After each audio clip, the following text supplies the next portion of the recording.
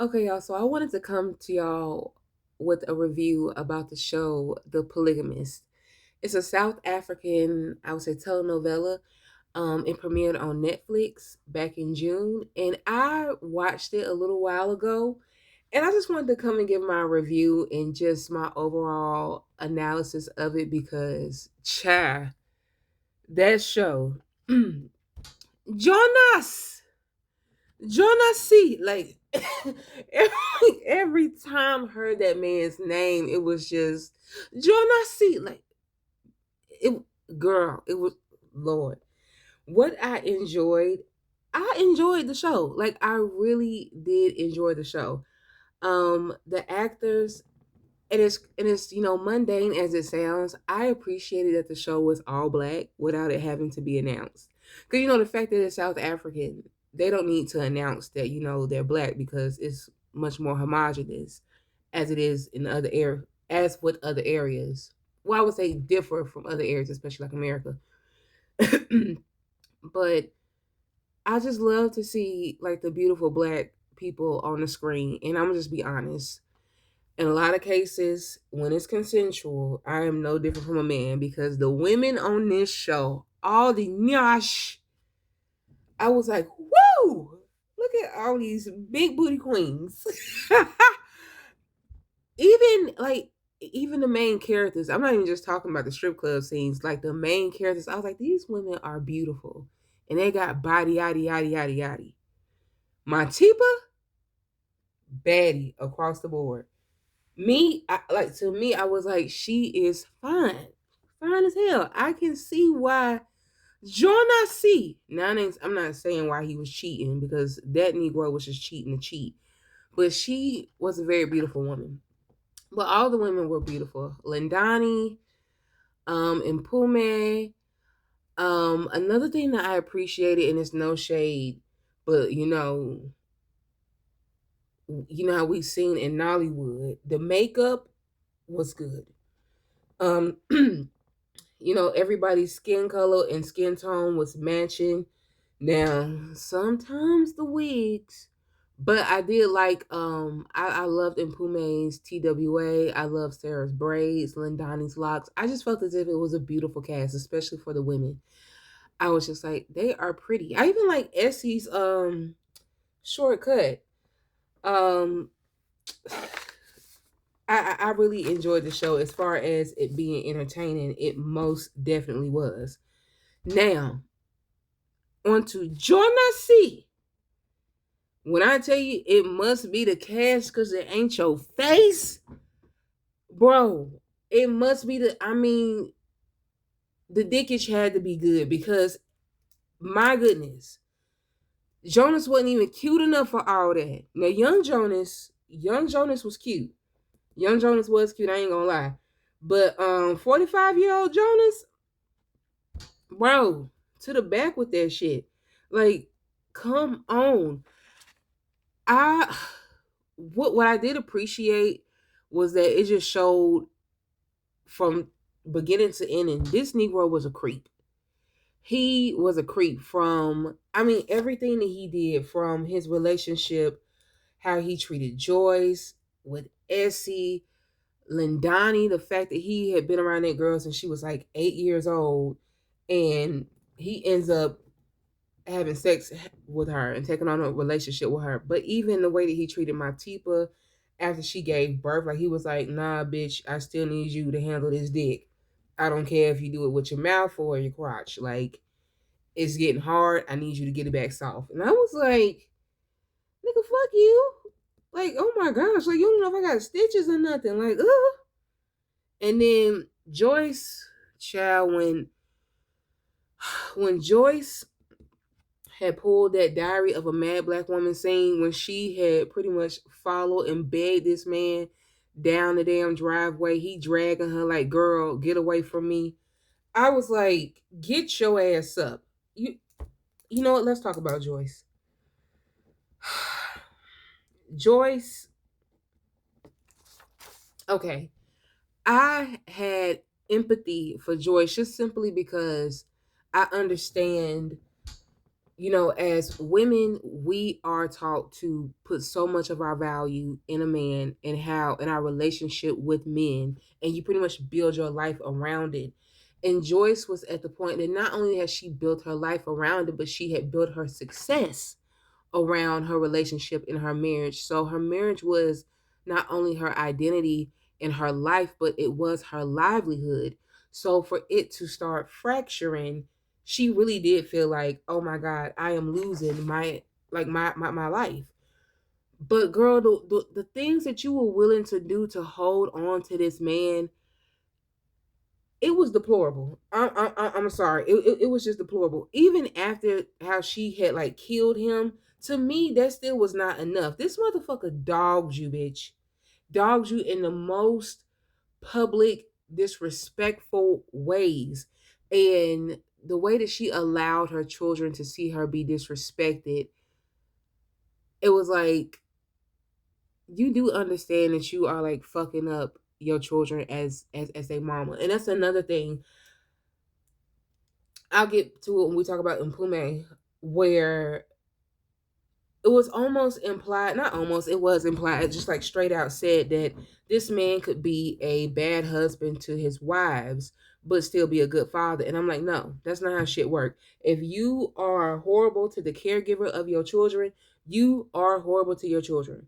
Because now this is going to determine the treatment that your children are going to receive. And you don't give a rat's ass. I mean, even the fact that Matipa was able to come into their home, this is your home that you share with your children. The two, well, the three that we knew of then. And it was like you allowing this shit to come to your kids' front door. Nigga, you ain't shit. Um, but Joyce, it was just so it was so aggravating to watch her. Like it was like, was it entertaining? Yes. But it was like, bitch, how much are you going to take? Um when the relationship happened with Matipa, and he was just very dead set on like the way he was throwing Joyce away. Like, girl, why are you even trying to like, this man was so callous in how he was treating her. And she's like, you know what? We still have this wedding anniversary. I need you to be there. He's sending you divorce papers. Got this woman frolicking in front of you, calling you old and she's miserable, some crazy lady. And he got this new hot young woman and he's literally throwing you away like trash, and you are trying to hold on to this nigga. Excuse Joyce, get your ass up, bitch. That's why I wanted to say, get your ass up, bitch. What the hell is wrong with you? Like, what the fuck? Like, like I'm sitting here thinking about it. It's just, it was disgusting. Even though it's a fictional show that's based off of a book, but you know that there are women in real life who are just willing to, it's like, it's almost like a humiliation ritual a bit, like to see how far you were going to go to hold on to this man that you know is harming you. And when we bring in Essie, that was another thing that kind of got on my nerves when it came to Joyce, because I was like, once you found out the whole story of, yes, I do understand her being upset with Essie, um, as far as, you've been playing like you married to Magesh and you really been married to Jonas, and her daughter Sarah is his daughter as well. Because how it works, this is where we come into the polygamist. This man ends up having three wives.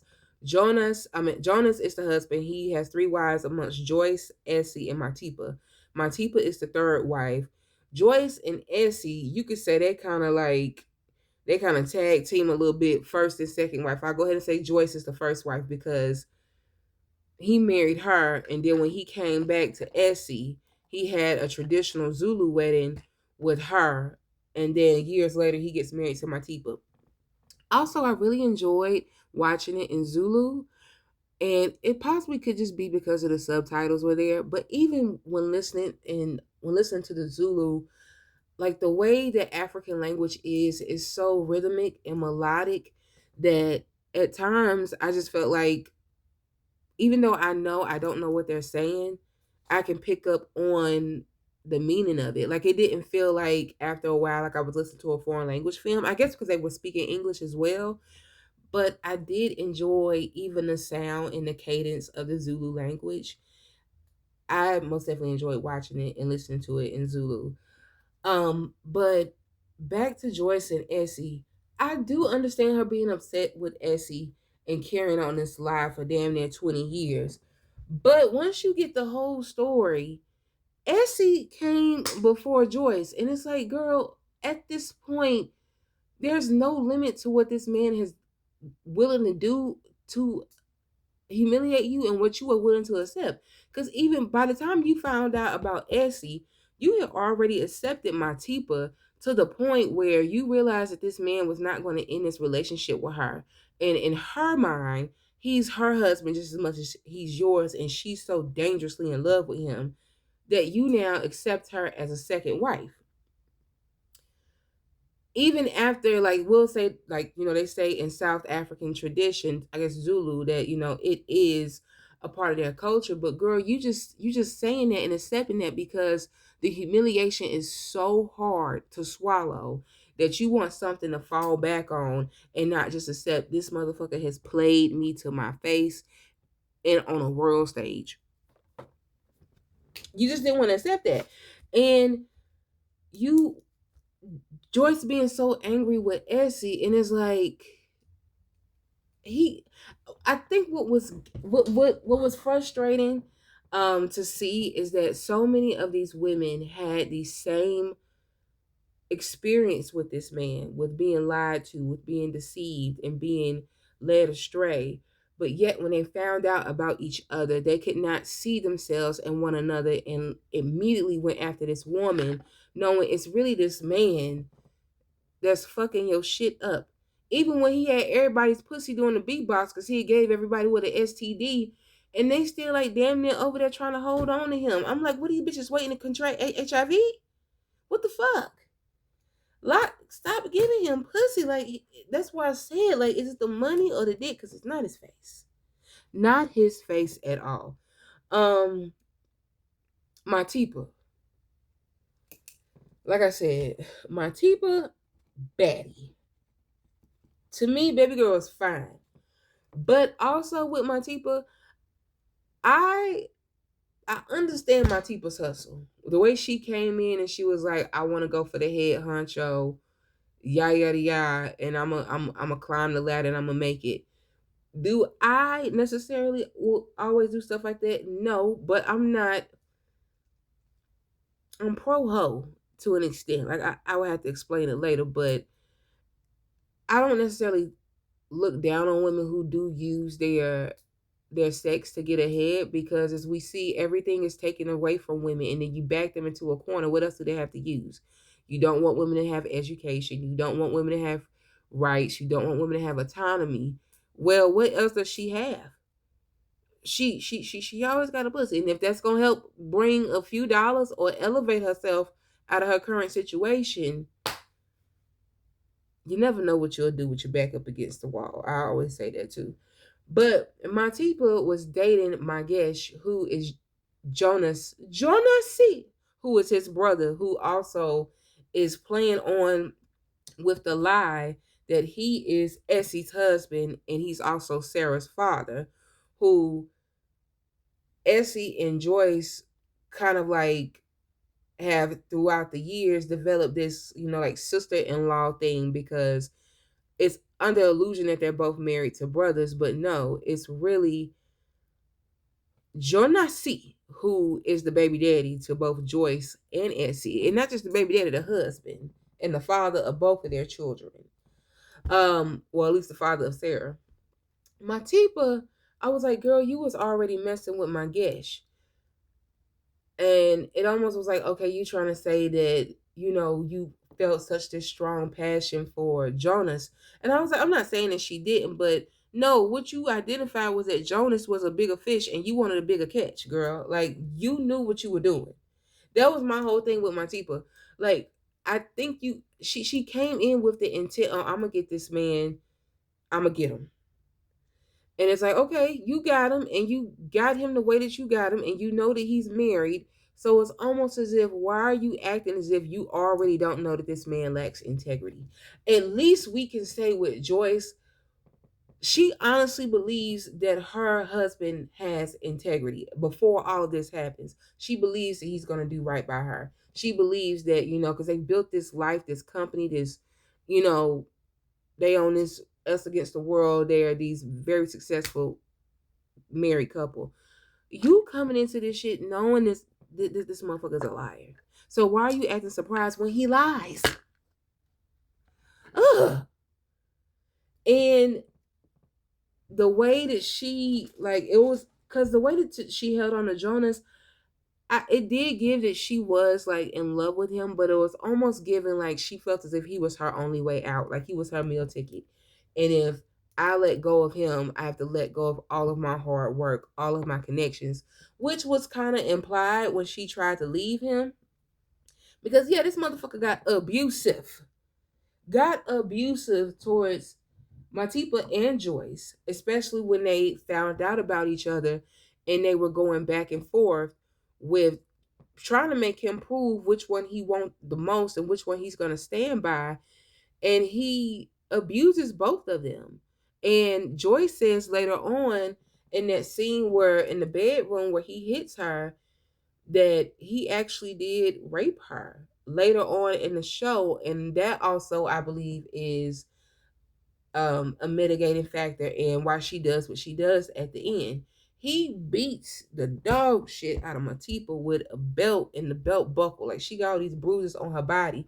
But even before then, he proved himself to be sexually abusive, I would say, when right after she had those babies with her mama in the fucking house, he had this girl get on her knees and suck his dick because he was like, my dick is hard. And he actually wanted to have sex. And she's like, no, I'm tired. Like, I just gave birth. And he was like, well, bitch, your mouth work. That literally was his energy. Like, your mouth work. So get the work out. I was like, damn. Like, regardless on however she came into this relationship with Jonah, she did not deserve to be treated like that. And I was like, this nigga ain't shit. He really ain't.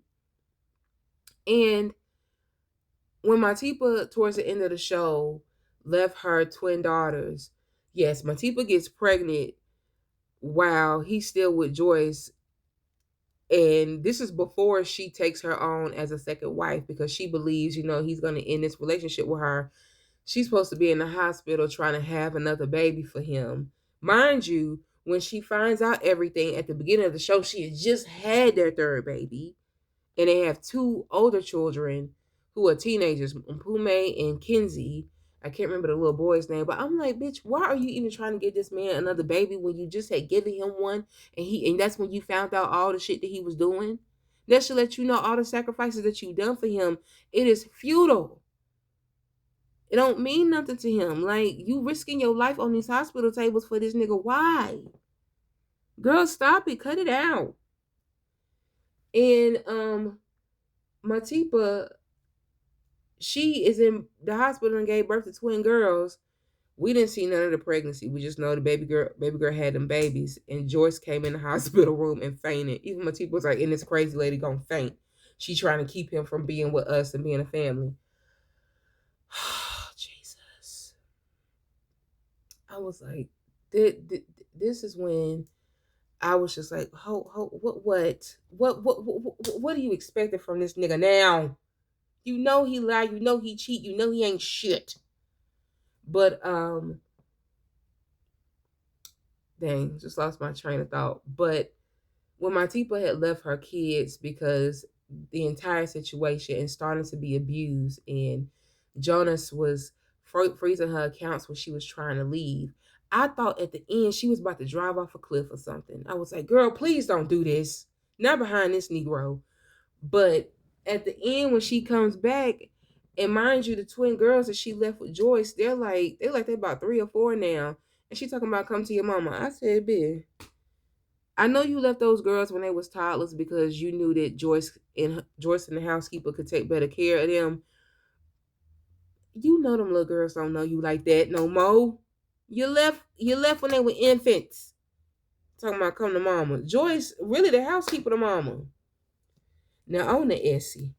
If there was anybody that was to me a goddamn motherfucking fool, it was Essie. Because baby girl got played from the beginning and was still holding on to continue to be played like a fiddle. And the way that she allowed that man to mistreat Sarah, I was like, bitch, at what point are you gonna be like, nigga, I'm tired of you having making my baby cry? Like, hell no. You got me fucked up. You got me fucked up. Like, at what point are you gonna be like, this is enough? Because Essie was the first woman that he was with when he was back in Soweto, South Africa, the township where he's from. And it's implied that Essie is from the time in Jonah's life when he had humble beginnings. You know, he was trying to get it out the mud pretty much. And she was kind of like, she's his ride or die. Pretty much his day one. Day one to the buffoonery. That's what I'm saying. Because she was in a relationship with this other man, and Jonas kind of comes in as if he's going to treat her better. And, she is, it almost kind of gave the feeling that Essie already didn't have confidence in herself as much as she should have. And when she saw and met Jonas, she thought he was somebody that was possibly maybe too pretty for her or going to be too good for her. And she felt validated by having this attractive man pick her. Um, and her and Jonas, and she kind of has a little nonchalant attitude with her, but she also kind of has, I'm not taking no shit from you attitude, even though she does. And what's so interesting is that they become a couple. Now, this is where I was a little bit confused, and I felt like the show still left it open. Is when Jonas leaves and he tells her he's gonna come back, buy her a nice car, take care of her, because she does hair at this time. And we find out that Essie is the one who gave him the money to go to school. Which is while he was at school getting his degree, he meets Joyce. So she already was the first woman to literally make an investment in this man. And he promises he's gonna come back, come see her every semester. This nigga goes ghost, and he would call her at first, then stop calling, and he hadn't came back to see her in 8 years. Essie, bitch, what? And because when he finally came back, she has a son now, and it's implied that it's the boyfriend that she once had before Jonas, that's Freedom's daddy. Freedom is Essie's oldest child, which is Sarah's older brother.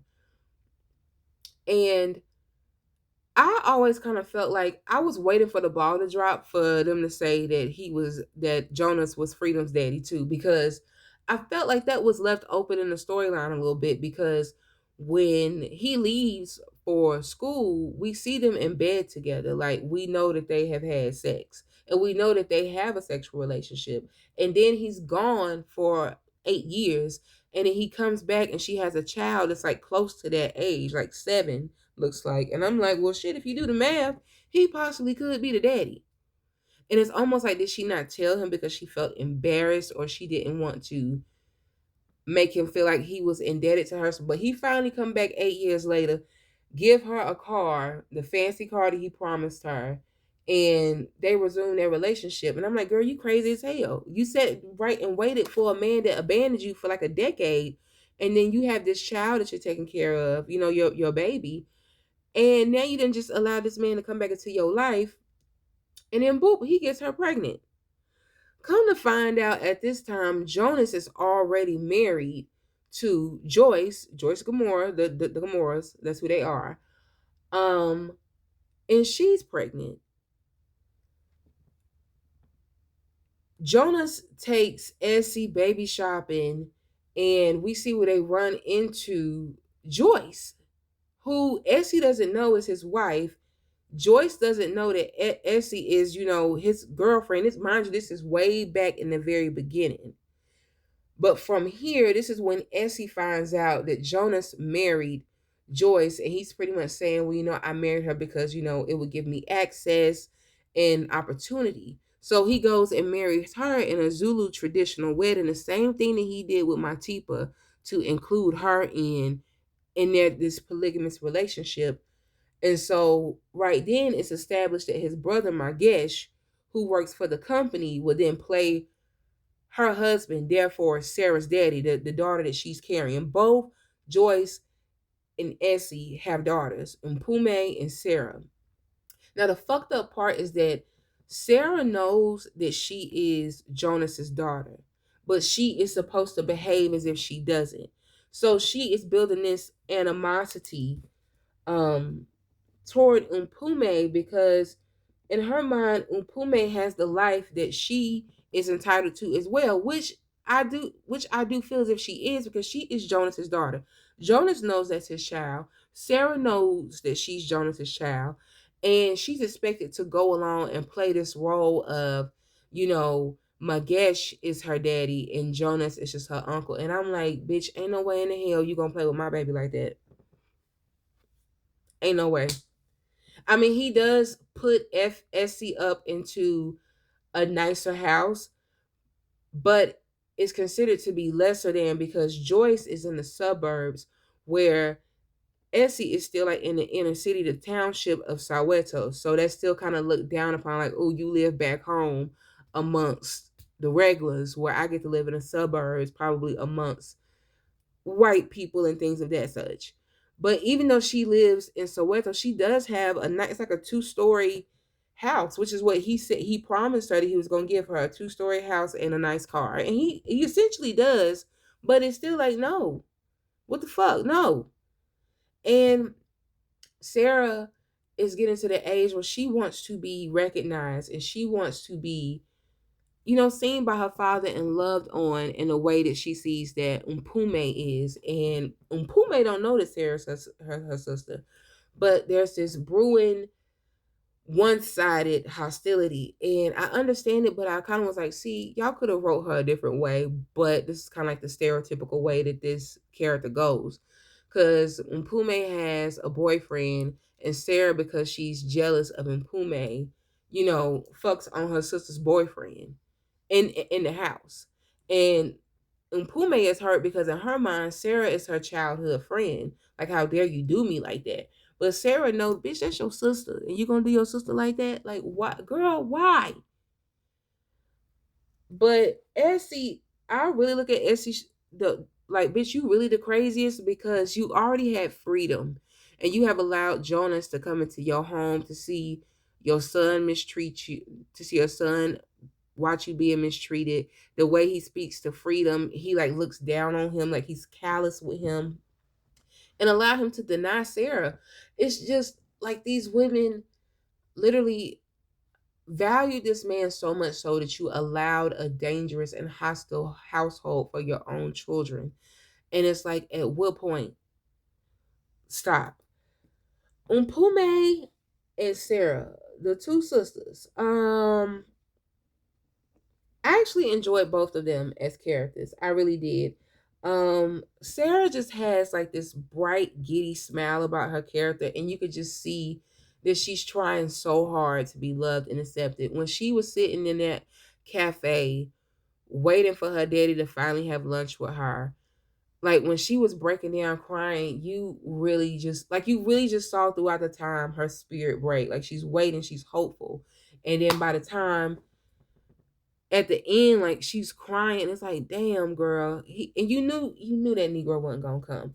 And Umpume, because she has grown up with access and opportunity, it's almost positioned that she thinks she's better than. But I honestly didn't see that from Umpume. I just saw that she was a ambitious young woman and she had goals for herself.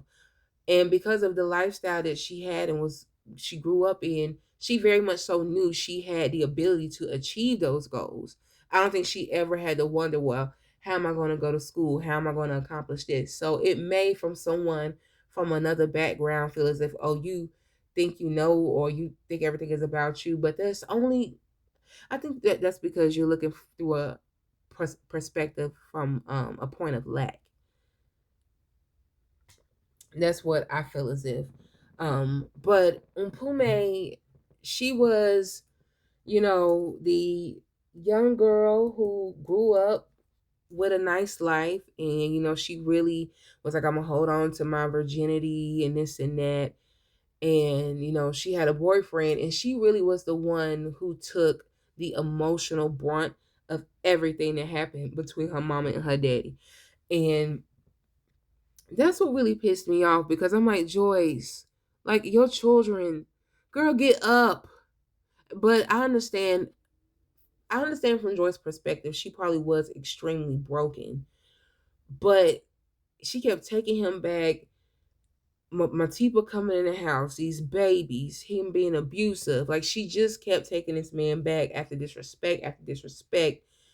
And when she finally gets him killed at the end, she gets a woman who is HIV positive to go and have sex with Jonas, because she knows by this point Jonas will have sex with any woman. Mind you, at this point, Jonas had already burned all of them. He had gave all of them an STD.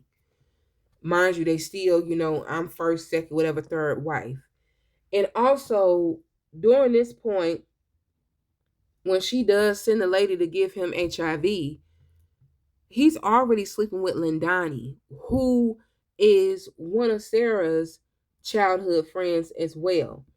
Lindani is from, I would say, a more poor background, because she's from Soweto as well, the township. Beautiful girl.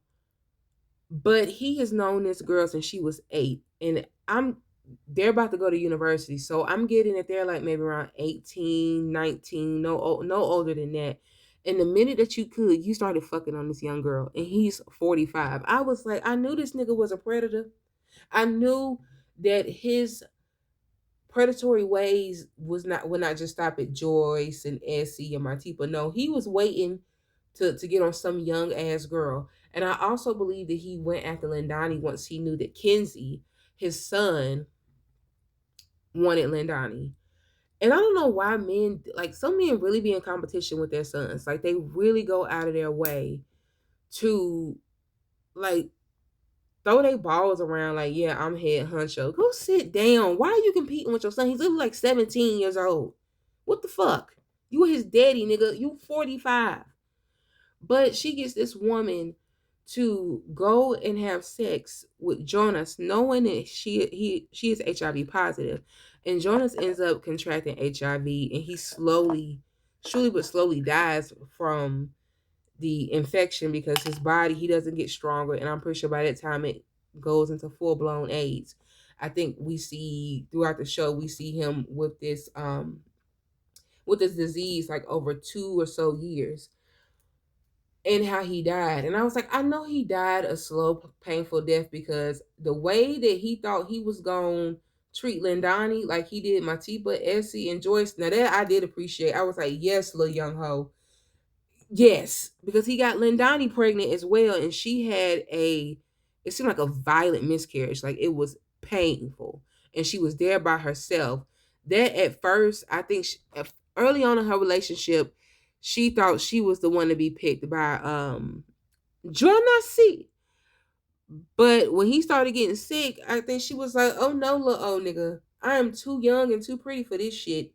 I will be out getting fucked and doing whatever the fuck I want to do. And when he had shitted on himself and she had to clean him up, and she was in the bathroom like just talking shit, spraying him, that was hilarious to me. Because your predator ass just knew you was gonna be able to prey on this young girl and get whatever you want out of her, and it was like, nope, bye. But at the end, when he finally died from AIDS, I was like, bitch, that wasn't enough for me.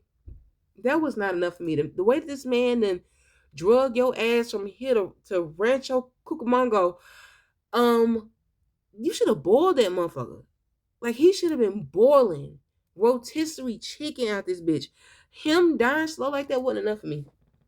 No, like this humiliation, all these humiliation rituals you done put me through, all these women, like you literally have abused them physically, mentally, sexually. Like you had raped your wives.